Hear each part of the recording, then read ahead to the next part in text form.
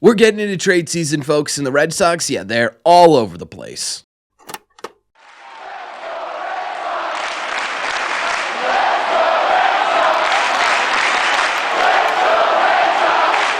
What is going on, everybody? Welcome back to Red Seat Radio. My name is Corbett, and thank you very much for clicking on this video. I hope everyone who celebrates had an absolutely fantastic 4th of July yesterday. I know the Red Sox did, right? They absolutely beat down on the Washington Nationals. 11-1, I believe, was the final score of that game. Absolutely fantastic, but we're actually not focusing on the play on the field in today's video because recently, a couple of days ago, Jim Bowden of The Athletic released sort of this results from a poll he took of 40 different MLB executives and where they think players on teams are going to end up after this year's deadline. The Red Sox, they're all over this list, which makes a lot of sense if you think about it. So we're actually going to go over that and talk about who these MLB executives think are the most likely Red Sox to be moved at this year's deadline. Now, Bowden actually broke this up into a few different categories by position, and that's exactly how we're going to look at this thing. We're basically just going to go down the list and talk about when these Red Sox players appear, and the first name to appear on this list is actually the number one reliever that these MLB executives believe is going to be traded at this year's deadline, and that's Aroldis Chapman. In fact, Bowden even said that overwhelmingly these executives pick Chapman as the most likely reliever to be traded at the deadline this season. Honestly, I don't think that any name we bring up today is going to be all that surprising. I mean, Chapman makes a lot of sense here, right? If you think about it, the Red Sox end up doing this buying/selling hybrid type thing that they've try to do in the past. It hasn't been incredibly successful, but may try to do again with a new GM/CBO, whatever you want to call him, at the helm of this thing, which I actually think is kind of likely, to be honest with you, right? I could see the Red Sox selling some of their short-term assets to try and get controllable major league assets and kind of see how it works out for the rest of the year, or if the Red Sox just flat out end up selling, which is absolutely a possibility given this Red Sox team, right?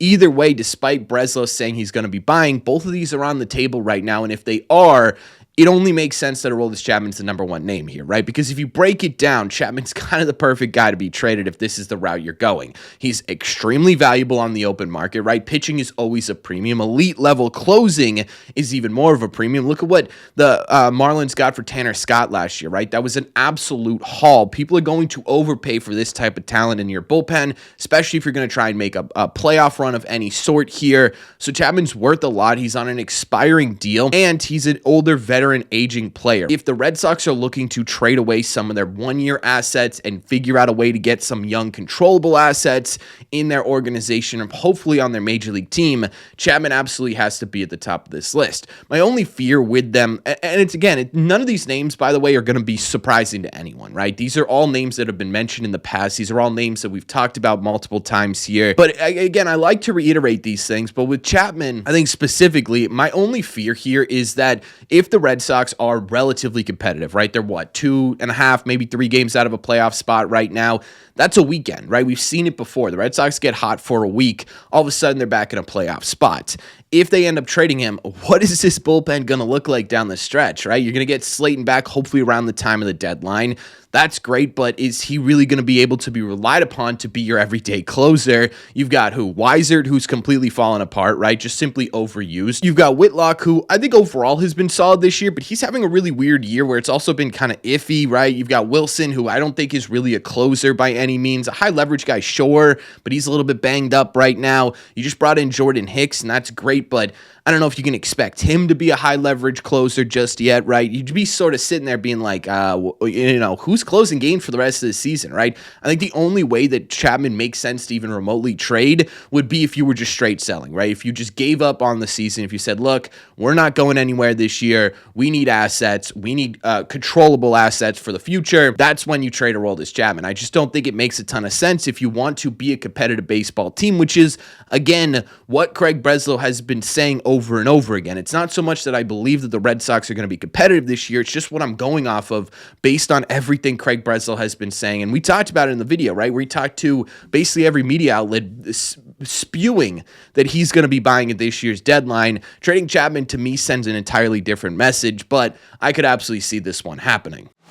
The second time a Red Sox player is mentioned on this list is actually not a pitcher. It's over when he talks about position players. He has Jarren Duran as one of the top 6 players to be moved at this year's deadline. In fact, Bowden even saying that he was surprised how many executives mentioned his name, even mentioning that this may be an indication as to the Red Sox kind of having their mind made up already as to whether or not Jarren Duran is going to be moved. And again, not surprising. We talk about when have we heard this before? Well, we've heard this basically the entire season, right? Even going into the regular season in spring training, we were hearing stuff about this. There's been a whole lot of conversation about Duran getting moved. And again, you go over why would MLB executives think this way? I mean, we know why MLB executives think this way, right? We know that there's a gigantic logjam in the outfield right now. And currently it's working out pretty well, but eventually you got to figure out who you're going to move here. And Duran, on the surface, if we're just looking at the situation objectively here without this sort of fan in us taking over, right? Duran makes a lot of sense if we're being honest. He's the oldest out of all of these outfielders. He has the least amount of control. He's the one who's sort of having a down year, right? It's still not an unproductive year, but it's certainly not close to what he was last season, both defensively and offensively, although recently he's been absolutely fantastic offensively. I would say in the last, 3 or 4 games here. I mean, you take a look at those factors and you say, yeah, it's not really a surprise that the Red Sox, who have been pretty outspoken about wanting this young, controllable, sort of asset-filled team, that Duran's name would be at the top of this list. But I will say, we also hear things like Marcelo Meyer and Roman Anthony, when they came up here, guess where they got put in terms of their locker? They were in between Bregman and Jarren Duran, both of them. And that's not something you do if that's someone that you're going to end up trading at this year's deadline, or you have your mind made up that this is the guy you're moving at this year's deadline. So with the Duran stuff, it's really interesting to me, right? Because objectively, it makes a lot of sense to move Duran, especially if he's still worth a pretty decent amount on the open market, which he is. He's still a very, very valuable outfielder. He's got a ton of speed, right? He's got a little bit of power. He's still making pretty decent contact here. Get him out of left field. He might be a decent defender as well. You could get something really, really impactful for Duran and open up a spot where you could do Roman Anthony in left field, which, by the way, it feels like he destined to be a left fielder, right? He's, struggled a bit in right field for sure. You've got the gold glove in Wilyer Abreu over there in right field. He was the best right field defender in baseball last season in right field. You've got Cedon, who I don't think the Red Sox are really remotely interested in selling. So you've got, sort of your outfield laid out for the next 6-7 years here without really having to worry about anything if you were to move Duran. But because this is such a controversial topic and because, there's so many differing opinions on here, the next Red Sox name to be mentioned on this list is obviously Wilyer Abreu, who comes in at number 10 on the most likely position players to be traded list. We've known it for a while, right? One of these two guys is going to end up being moved. I really don't think Cedon is a guy the Red Sox are interested in moving right now. And even if they were, right, you'd have to move Jarren Duran into center field, who's been a little bit low on the defensive scale compared to what he was last year. Maybe that's because he's not in center field, but either way, you look at that and you say, I don't think Cedon's yet moved. It makes sense that these are the two names on this list. Now, specifically on this one, actually, Jim Bowden mentioned that there were some executives that believe teams would prefer Abreu over Duran with the defense and extra year of control, but again mentioned that he thinks the Sox preference is to trade Duran.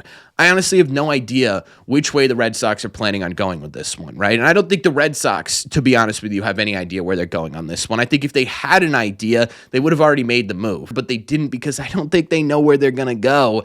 And I think this one's going to be one of the more interesting storylines to cover over the next couple of weeks, right? I mean, I think there is a distinct certainty at this point that one of these guys is getting traded, that someone in this outfield is getting moved. I don't think it's Cedon Rafael. I certainly don't think it's Roman Anthony, so it's down to one of these two. This is a question I get asked constantly. Corbin, who are you going to trade right now if you're the Red Sox? Is it Duran or is it Wilyer Abreu? And honestly, the answer kind of changes week to week, right? And I think that's sort of my point here is that it's totally going to depend on either where the Red Sox are at or what the package in return looks like. If it's what these executives are saying and you can get a better return for Abreu, well, then I think Abreu might be towards the top of that list. But if it's sort of the opposite way here and you can kind of get something really great from Jarren Duran, I think they go Duran. This list flip-flops. Right now, I would say the trade possibility list for these outfielders is Duran, Wilyer, Cedon, 10,000 levels of dirt, and then Roman Anthony, right?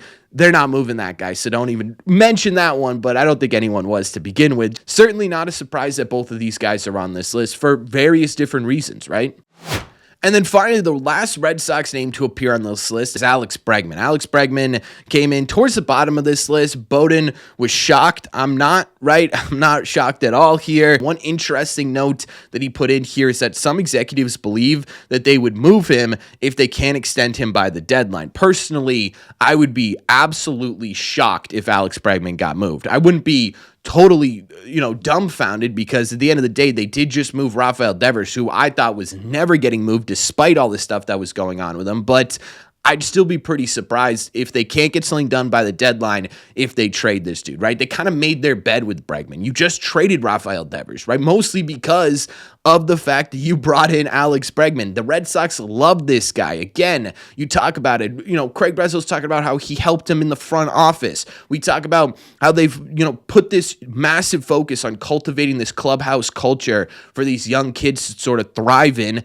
Bregman is the reason for that. When we talked about Duran, guess who was on the other side of Roman Anthony and Marcelo Meyer this season? It was Alex Bregman. Every time you look into the dugout, you get a shot of Meyer or Anthony chopping it up with Alex Bregman right now. He's just simply too important to this Red Sox team. You've simply put all your eggs in the Alex Bregman basket that I think it would just be really, really dumb of this Red Sox team to say, couldn't get him extended in the next 3 weeks. We're going to have to move on from him. I think even if they can't get anything done, they're going to sit there and they're going to say, okay, we've got the rest of the second half of this season, or really the rest of the last couple months of this season. There's no way the Red Sox sit there, they look at this and they go, yeah, we couldn't get something done in 3 weeks. We're just going to opt out of the last couple of months here that you have and then into free agency, and we're going to let you go, right? And we always get but what if they trade him and re-sign him? That never happens, right? Guys very, very rarely get traded from the team and then re-sign with that team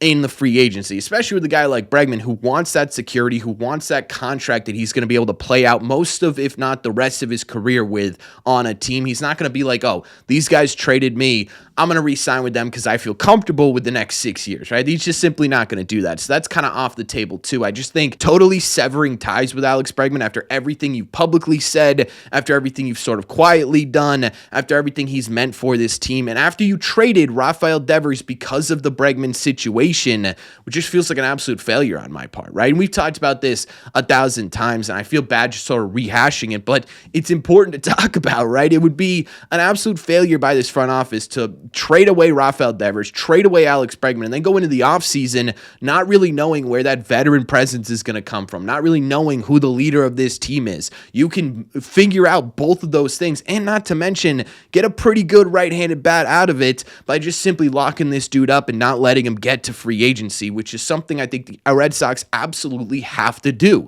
By trading this guy, I think you're just admitting total defeat on this entire situation, and I think that's an absolute failure. So I'm not shocked to see his name on this list. I would be shocked to see him traded, and I think it would be maybe one of the dumbest things the Red Sox have done in a very long time.